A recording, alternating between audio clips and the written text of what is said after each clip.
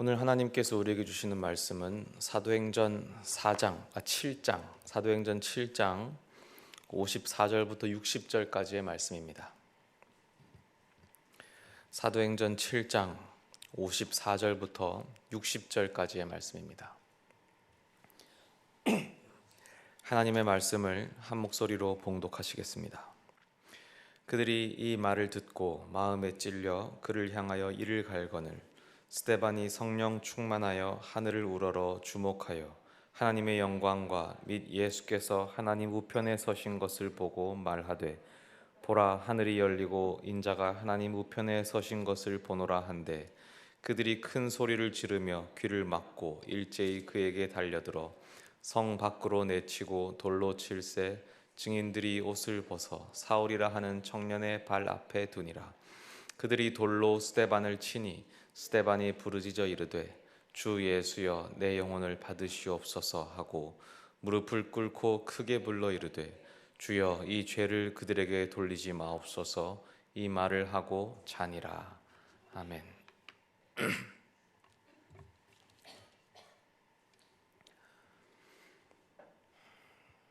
우리 모두는 이름이 있습니다. 이름은 함부로 지어지지 않죠. 왜냐하면 이 사람은 이름처럼 되기 때문입니다. 말에는 권세가 있고 그래서 계속 그 이름을 불리다 보면 그 이름이 권세를 갖게 됩니다. 그래서 이름을 자꾸 듣다 보면 그 이름에 스스로 세뇌가 되기도 하고 또 이름처럼 살아야 되겠다라는 생각을 또 하게 되기도 하고 그렇게 이름처럼 인생이 흘러가게 되죠. 천주교에는 세례명이 있죠. 이 세례명도 이름입니다. 그래서 성당에 가면은 그 세례명으로 불립니다. 제 친구 중에 성당을 다니는데 세례명이 솔로몬인 친구가 있습니다.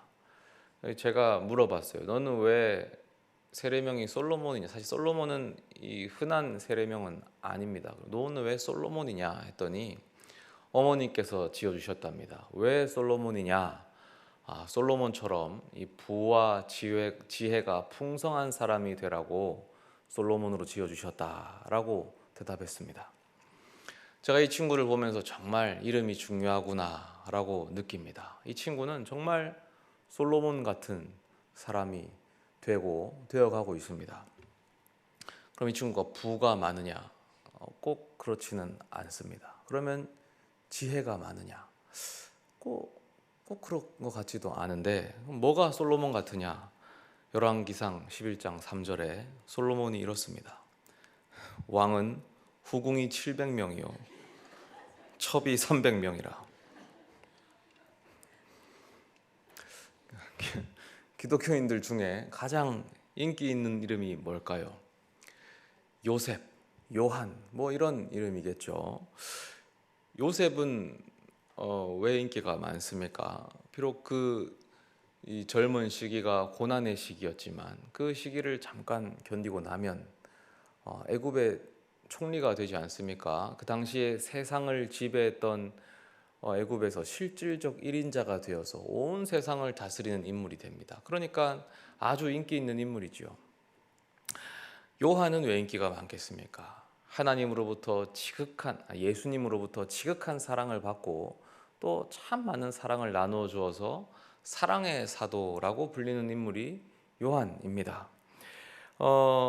주의할 것은 근데 이 요한이 사도 요한이지 세례 요한은 아니라는 사실입니다. 물론 드물게 있긴 합니다. 제 친구 중에도 요한인데 물어보면 세례 요한을 염두에 두고 지었대요. 참 대단하신 부모님이시오. 세례 요한을 왜 염두에 두지 않냐면 세례 요한은 어떻게 됩니까? 순교하죠. 마지막에 끔찍하게도 그 목이 댕공 잘려서 죽습니다. 그러니까 이 세례 요한은 사실 인기가 없는 이름이죠. 오늘 스데반 본문을 읽었는데 똑같습니다. 기독교인 중에 간혹 있어요. 간혹 스데반으로 자식 이름을 짓는 분들이 계십니다. 아주 존경스럽습니다. 저도 자식이 셋이나 있지만 어쩌고 보면 저에게도 자식 이름을 3번이나 지을 기회가 있었는데 절대 스데반으로 짓지 않았죠. 저도 하려면 할 수 있었습니다. 왜냐하면 성씨가 서씨니까 뭐 서대반 뭐 하면 되지 않습니까? 전혀 저는 생각도 하지 않았습니다. 왜냐? 스테반은 순교를 했잖아요. 돌에 맞아 죽습니다. 얼마나 고통스러웠겠습니까? 한 번에 죽지도 않고 돌에 맞아 피 흘려서 죽었는데, 이 왠지 자식 이름을 스데반, 서대반 하면 이거 순교하라고 떠미는 것 같은 기분도 들고, 야, 저는 믿음이 약해서 절대 이 스데반으로는 지울 수가 없겠더라고요. 바로 오늘 본문이 그 스데반의 순교 장면입니다. 성경은 자세하게, 아주 자세하게도 이 장면을 묘사하죠. 근데 저는 이것이 좀 의아합니다. 왜냐하면 초대교회에 많은 순교자들이 있었고, 근데 굳이 성경이 그걸 기록하지 않거든요. 특히 예를 들면 야고보가 순교하는데 성경은 아주 짧게 이것을 기록하고 끝냅니다. 사도행전 12장에 사도 야고보가 순교하는데 어떻게 기록하냐면 딱 한마디 합니다. 야고보를 칼로 죽이니 끝이에요. 그런데 이 스데반의 순교만큼은 너무나 길고 자세하게 기록합니다. 이것은 예외적인 상황입니다. 순교자니까 길게 기록했지, 그게 아니고 아주 예외적인 거예요. 왜 이렇게 이 스데반만 길게 썼을까? 이게 시비를 거는 이유는 너무 부담스러워서 그렇습니다. 없었으면 나았을 뻔했어요. 이 간단하게 썼으면 좋았을 텐데, 야고보처럼 그냥 스데반이 돌에 맞아 죽더라 이렇게 하면 좋았을 텐데, 이게 길게 쓰니까 나도 왠지 야, 순교해야 되나? 순교는 못하더라도 순교의 신앙을 마음에 가지고 살아야 하나라는 느낌이 들고, 왠지 부끄러운 느낌이 들고 그런 느낌이 들죠. 성경이 나에게 순교의 신앙을 요구하는 것 같은 기분이 들어서 이 본문은 묵상하면 할수록 힘들어지고 오히려 피하고 싶은 그런 본문입니다. 그러나 이 본문은 주어졌고 성경은 쓰여져 있고 오늘 읽었으니 본문을 한번 파헤쳐 보도록 하겠습니다. 이 스데반은 공의회에 잡혀와 있습니다. 누명을 씌워줘서 공의회에 끌려왔죠. 재판석에서 스데반이 먼저 아주 긴 설교를 했습니다. 그것이 7장 1절부터 53절인데 사실 오늘 본문으로 다 읽었으면 좋았을 텐데 못 읽었습니다. 너무 길어서 읽지 못했고, 이 설교를 들은 유대인들이 이를 갈았습니다. 왜 이를 갈았을까요? 저는 조금 이해가 가는 것 같습니다.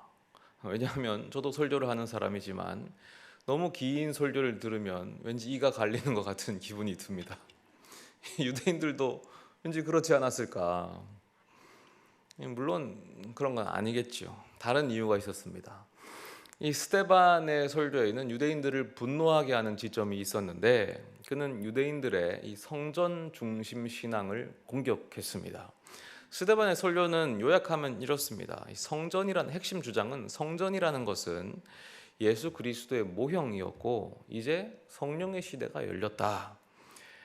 그래서 한마디로 성전이 필요 없다 이겁니다. 그러면서 유대인들이 가진 성전 중심 신앙을 마치 모세 시대에 그 황소를 숭배했던 그 우상 숭배 신앙과 똑같은 걸로 치부해 버립니다. 아주 공격적인 설교였죠. 그러니까 유대인들이 얼마나 화가 났겠습니까? 살의가 치솟지요. 정말로 죽여버리고 싶어합니다. 바로 그때 너무 열받아 죽겠는데, 그때 스데반이 가만히 있으면 되는데 큰 소리로 뭐라고 하시냐면, 하늘을 봐라, 저기 하늘이 열리고 인자가 보좌 우편에 서 계신다 라고 합니다. 유대인들이 너무 꼴보기가 싫은 거예요. 듣기 싫어가지고 성경에 큰 소리를 지르며 귀를 막았답니다. 이게 성경이 정제된 언어로 써 있어서 그렇지 저는 이게 좀 우스워요. 왜냐하면 실상은 뭐냐면 그거 있죠. 이걸 한 거예요. 듣기 싫어서 하면서 이거를 스데반을 끌고 가서는 돌로 쳐서 죽여버리는 거예요. 그때 스데반이 죽으면서 남긴 말이 의미심장해요. 오늘 본문 59절과 60절인데요. 그들이 돌로 스데반을 치니 스데반이 부르짖어 이르되 주 예수여 내 영혼을 받으시옵소서 하고 무릎을 꿇고 크게 불러 이르되 주여 이 죄를 그들에게 돌리지 마옵소서 이 말을 하고 자니라. 두 마디 말을 합니다. 첫째로는 주 예수여 내 영혼을 받으시옵소서. 두 번째는 이 죄를 그들에게 돌리지 마옵소서. 예수님께서 돌아가실 때 십자가에서 7마디 말씀을 남기셨습니다. 이것을 가상칠언이라고 합니다. 예수님이 십자가에서 달리실 때 오전 9시에 달리시고 오후 3시에 돌아가셨습니다. 그래서 총 6시간 동안 달리셨는데 사실은 더 많은 말씀을 하셨을 수도 있습니다. 말 수는 없지만 어쨌든 우리가 성경 기록상에 남아 있는 것은 7마디 말씀입니다. 그런데 그 중에서 누가복음에 3개의 말씀이 기록되어 있습니다. 3개 중 2가지가 스데반의 말과 동일합니다. 한번 확인해 보면 누가복음 23장 34절입니다. 이에 예수께서 이르시되 아버지 저들을 사하여 주옵소서 자기들이 하는 것을 알지 못함이니이다. 그리고 23장 46절입니다. 예수께서 큰 소리로 불러 이르시되 아버지 내 영혼을 아버지 손에 부탁하나이다. 나머지 하나는 이제 예수님이 십자가 우편에 있는 강도에게 하신 말씀입니다. 그러니까 실질적으로 예수님과 스데반은 마지막 순간에 똑같은 말을 하시고 돌아가신 것입니다. 특히 누가복음과 사도행전은 한 저자가 연속된 책을 쓴 것입니다. 상하편으로 나눠진 책이에요. 그러니까 스데반은 신학적으로 예수님과 동일한 죽음을 맞이한 것입니다. 죽는 순간 자신을 죽이는 그 사람들을 용서하고 그리고 하나님께로 올라가신 것이죠. 예수님께서 십자가를 지신 것은 우리가 별 부담 없이 사실 읽을 수 있습니다. 왜냐하면 이것은 믿음의 대상이지 모방의 대상은 아니기 때문입니다. 그런데 이것을 똑같은 것을 스데반이 해버립니다. 스데반은 사람이잖아요. 심지어 스데반은 사도도 아닙니다. 스데반의 교회 직분이 뭔지 아시죠? 스데반 집사님입니다. 이 자리에 계신 집사님들, 권사님들, 우리 스데반 집사님이시거든요. 성경은 왜 이렇게 스데반의 죽음을 자세히 묘사합니까? 우리도 스데반처럼 순교해야 할까요? 교회 직분자면 순교의 신앙을 다 가지고 있어야 하는 겁니까? 그러면 우리들 다 순교할 수 있습니까? 하지만 성경이 강조하는 것은 순교가 아닙니다. 물론 순교 중요합니다. 순교는 위대한 신앙입니다. 하지만 성경은 우리에게 순교하라고 등 떠밀지는 않습니다. 만약에 신앙의 정답이 순교라면 다른 모든 순교자들도 자세하게 묘사했어야 합니다. 야고보 그리고 다른 초대교회 순교자들도 자세히 묘사해서 우리가 그들을 보고 배우도록 따라하도록 기록했어야 합니다. 그러나 성경은 그렇게 하지 않았죠. 왜냐하면 성경이 정말 강조하는 것은 우리가 모방하도록 하는 것은 순교가 아니기 때문입니다. 스데반을 통해 우리가 정말 배워야 하는 것은 용서입니다. 스데반의 죽음을 이렇게까지 자세히 묘사하는 이유는 그가 마지막에 용서했기 때문입니다. 예수님처럼 용서했죠. 우리는 스데반처럼 순교할 것이 아니라 스데반처럼 용서해야 합니다. 사실 용서라는 것은 예수님의 시그니처였습니다. 예수님께서는 공생의 기간 동안에 사람들의 죄를 용서하셨는데 대표적인 본문이 누가복음 5장에 나오는 이 중풍병자를 고치시는 장면입니다. 예수님께서는 그때도 사람들을 가르치고 계셨는데 이 중풍병자에 걸린 한 사람을 친구 넷이 들것에 들고 옵니다. 사람들이 너무 많아서 오지 못하니까 지붕을 뚫고 내려오는 아주 기발한 방법을 사용하시죠. 그때 왔더니 예수님이 이 장면을 보시고 하시는 말씀이 이 사람아 내 죄 사함을 받았느니라, 죄 용서를 해버리십니다. 이 말씀이 종교 지도자들에게 걸림이 되는데, 왜냐하면 죄는 하나님이 사하실 수 있기 때문입니다. 그러자 예수님이 말씀하시기를 내 죄 사함이 받았느니라 하는 말과 일어나 걸어가라 하는 말과 어느 것이 쉽겠느냐 하십니다. 어느 것이 쉬울까요?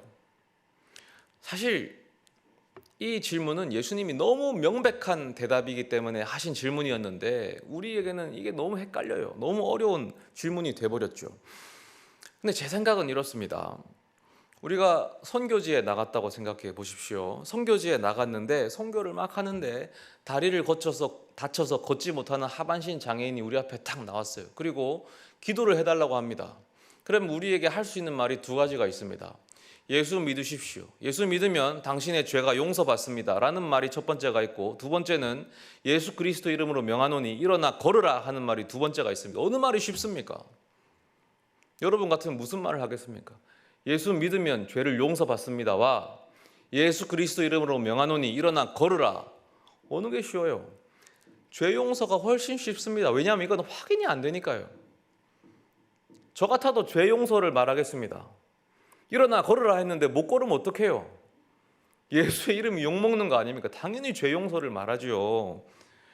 예수님은 쉬운 말을 먼저 했습니다. 죄 사함을 받았느니라. 그리고 어려운 말을 합니다. 일어나 걸으라. 왜냐하면 그 다음에 이제 죄 사함을 하는 권한이 본인에게 있음을 알려주기 위함입니다. 이것이 예수님의 목적이었습니다. 누가복음 5장 24절에 그러나 인자가 땅에서 죄를 사하는 권세가 있는 줄을 너희로 알게 하리라 하시고 중풍병자에게 말씀하시되 내가 내게 이르노니 일어나 내 침상을 가지고 집으로 가라 하시며, 이 죄를 사하는 권세는 하나님의 권세입니다. 그런데 그 권세가 어디에 위임되어 와 있었냐 하면 성전에 위임되어 있었습니다. 하나님이 위임하신 거예요. 그래서 성전에서 제사를 드리면 죄가 용서받았지요. 그것이 성전의 기능이었습니다. 성전만의 기능, 고유 기능이었습니다. 성전 제사를 통해서만 죄가 용서받았습니다. 그런데 예수님은 참 성전으로 이 땅에 오셨지요. 그래서 예수님께는 죄 사함의 권세가 있으셨던 거예요. 근데 예수님이 어떻게 성전이 되시느냐? 하나님의 영으로 충만하셨기 때문에 예수님은 성전이셨습니다. 똑같은 거예요. 성전이 왜 성전이었냐면, 성전이 왜 특별한 성전이고 왜 성전이 거룩하고 성전이 죄사함이 가능했냐면, 하나님께서 성전에 하나님 영을 충만히 부어주셨기 때문이에요. 성전이라는 건물이 특별해서가 아니라 하나님의 영을 부어주셨기 때문에 성전은 성전이었고 죄사함이 가능했던 거예요. 똑같아요. 예수님께서도 하나님의 영으로 충만하셨기 때문에 성전이셨고 죄사함이 가능했습니다. 그런데 이제 예수님께서 십자가에서 죽으시고 부활하시면서 그 하나님의 영을 성도들에게 보내주셨잖아요. 그래서 이제는 성도들이 성전이 됩니다. 성도들이 성령으로 충만하니까요. 그러니까 이제는 성도들에게 죄를 사하는 권세, 용서하는 권세가 있어요. 성도의 대표로서 죄를 사한 것이 스데반인 거예요. 예수님이 십자가에서 원수를 용서하셨죠. 어떻게 가능하냐면 성전이기 때문에 가능한 거예요. 스데반이 죽는 순간 원수를 용서합니다. 왜 가능하냐면 성전이기 때문에 가능한 거예요. 사도행전 7장 55절에 스데반이 성령 충만하여 하늘 우러러 주목하여 하나님의 영광과 예수께서 하나님 앞에 서신 것을 보고, 이 이후에 이제 용서를 하거든요. 스데반이 성령 충만했다고 했죠. 성령으로 충만했기 때문에 그 순간 그는 성전이었고 성전이었기 때문에 용서할 수 있었습니다. 오늘 본문이 스데반의 이 죽는 과정을 자세하게 묘사한 이유는 그가 성전이었기 때문입니다. 성전이 돼버린 이상 죄를 용서하지 않을 수가 없는 거예요. 죄 용서가 없으면 성전이 아니기 때문입니다. 기독교를 이 사랑의 종교라고 합니다. 그래서 기독교인이 가장 중요하게 지켜야 할 가치가 사랑이죠. 그런데 이 사랑의 범위는 아주 넓습니다. 그냥 내가 좋아하는 사람을 사랑하는 게 아니고, 나를 사랑해주는 사람만 사랑하는 게 아니고 원수까지 사랑하라. 이것이 기독교의 사랑입니다. 그냥 좋아하는 사람끼리 끼리끼리 노는 것은 어디나 있습니다. 동호회, 어디 가도 해요. 마태복음 5장 46절 47절 너희가 너희를 사랑하는 자를 사랑하면 무슨 상이 있으리요? 세리도 이같이 아니하느냐? 또 너희가 너희 형제에게만 무난하면 남보다 더하는 것이 무엇이냐? 이방인들도 이같이 아니하느냐? 예수님이 말씀하시는 사랑은 원수까지 사랑하는 사랑입니다. 그 사랑이 십자가에서 보여주신 거예요. 십자가에 못 박은 사랑까지도 사랑하는 사랑. 이걸 다른 말로 하면 용서죠. 스데반이 보여준 건 역시 이 용서라는 이름의 사랑이었습니다. 자기를 돌로 치는 사람들을 사랑한 거예요. 저는 예수님께서 하신 말씀, 자기 십자가를 지고 나를 따르라, 이게 무슨 말씀일까 참 오랫동안 고민했습니다. 내 십자가가 도대체 뭘까? 이제 알게 됐어요. 이것은 사랑하라는 말이구나, 원수를 사랑하라는 말이구나, 용서하라는 말이구나. 스데반은 우리의 롤 모델이 맞습니다. 그러나 그것은 순교 때문이 아니고 용서 때문입니다. 우리도 스데반처럼 용서해야 합니다. 왜냐하면 우리도 성전이기 때문입니다. 고린도전서 3장 16절에 너희가 하나님의 성전인 것과 하나님의 성령이 너희 안에 거하시는 것을 알지 못하느냐. 세상은 용서를 알지 못해요. 세상은 알 수도 없고 감히 하지도 못합니다. 용서는 세상이 흉내낼 수 없는 가치. 왜냐하면 그들은 성전이 아니거든요. 그들에게는 성령이 거하시지 않거든요. 용서는 성전인 우리들만 할 수 있는 겁니다. 얼마 전에 아주 뜨거운 인기를 얻었던 드라마 그 재벌집 막내 아들, 그 무슨 내용입니까? 결국 키워드는 복수였습니다. 복수하는 내용이죠. 다시 태어나서 복수하는 내용인데, 그 드라마의 마지막 화 때문에 시청자들이 아주 화가 많이 났습니다. 왜냐? 복수를 시원하게 못했거든요. 그래서 막 화가 났어요. 그리고 최근 많은 시청자들이 본 드라마가 뭡니까? 더 글로리. 이것도 복수하는 이야기입니다. 학폭 피해자가 커서 시원하게 복수하는 내용이죠. 사람들이 열광합니다. 세상은 복수에 열광하는 거예요. 복수하는 것이 마땅하고 복수가 옳고 복수가 정의라고 생각해요. 그러나 기독교인들은 용서를 말하죠. 원수까지 사랑하라고 말하고 이것이 진리라고 말합니다. 왜 용서가 진리입니까? 단순히 성경이 그렇게 말하니까 진리입니까? 물론 그렇기도 하죠. 그러나 정말 용서가 진리인 이유가 있습니다. 왜 용서가 진리일까요? 바로 내가 용서받은 존재라서 그렇습니다. 바로 우리가 용서받은 존재라서 그렇죠. 용서가 없었으면 내가 지금 이 모든 것을 누릴 수 없었기 때문입니다. 용서가 없었으면 내가 지금 누리는 이 모든 것이 다 허물어졌다는 것을 알기 때문에 그렇습니다. 용서가 없었으면 지금 내 육신과 영혼과 이 모든 것이 다 무너지고 말았을 것을 누구보다 잘 알기 때문에 그렇습니다. 나는 티끌과 같은 존재고 먼지와 같은 존재지만 예수님께서 십자가에서 나를 용서해 주셨기 때문에 내가 감히 성령을 받아 성전이 되었죠. 그래서 우리는 용서를 진리라고 말합니다. 말할 수밖에 없고 말해야만 합니다. 그런데 이 용서는 우리가 억지로 하는 게 아니에요. 우리에게는 용서할 수 있는 능력이 이미 주어져 있어요. 우리도 스데반처럼 용서할 수 있습니다. 성경이 이 스데반의 용서를 자세하게 묘사하는 것은 우리를 쥐어짜내려고 하는 게 아니에요. 우리를 억지로 밀어붙이는 게 아니라 우리가 어떤 존재인지 보여주려는 거예요. 우리는 스데반과 똑같이 성령을 받았고 똑같이 성전이 된 사람입니다. 그래서 이미 똑같은 용서의 기능이 장착된 사람들입니다. 그래서 이미 용서할 수 있어요. 성경은 그걸 보여주는 거예요. 우리도 이미 용서할 수 있는 성전이다. 우리 마음속에 용서하지 못하는 사람들이 있죠. 누구나 있습니다. 미운 사람, 물론 원수까지는 아니겠죠. 혹 원수가 있을 수도 있습니다. 보기 싫은 사람, 말하기도 싫고 꼴 보기도 싫고 이 걸림이 되는 사람이 있습니다.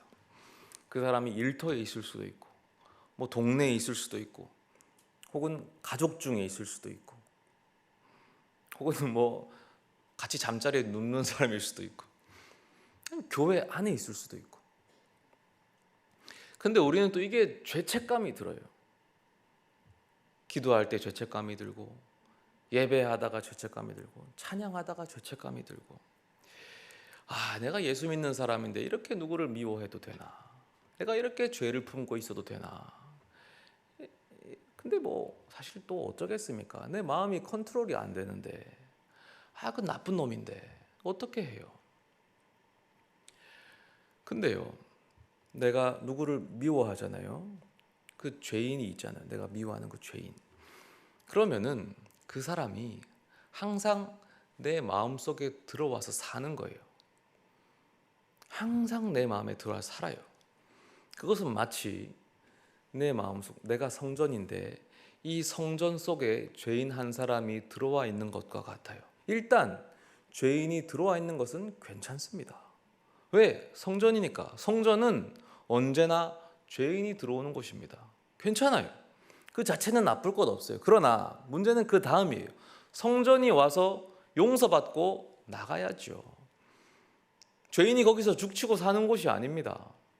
들어왔으면, 우리 마음이 정말 성전이라면, 우리 마음이 정말 성령께서 거하는 성전이라면 그 죄인 얼마든지 용서할 수 있습니다. 그냥 죄를 사하여 주십시오. 용서하세요. 그러면 그 죄인 더 이상 내 마음에 머물지 않습니다. 떠나갈 겁니다. 내 마음에 머물러서 나를 불편하게 했던 그 죄인이 자유롭게 떠나갈 거예요. 그러면 나도 자유로워집니다. 이것이 반드시 가능합니다. 왜냐하면 우리는 이미 성전이고, 그래서 이미 용서가 가능하기 때문이에요. 그것을 스데반이 보여준 거예요. 용서는 우리의 의무가 아니에요. 못하는 걸 억지로 강요해서 하라고 하는 게 아닙니다. 우리의 특권입니다. 성전된 자로서의 특권, 주님이 선물로 주신 거예요. 여러분 그리스도인이시잖아요. 그렇다면 이 특권을 포기하지 마십시오. 이 특권을 누림으로써 진정한 자유와 해방을 맛보시기 바랍니다.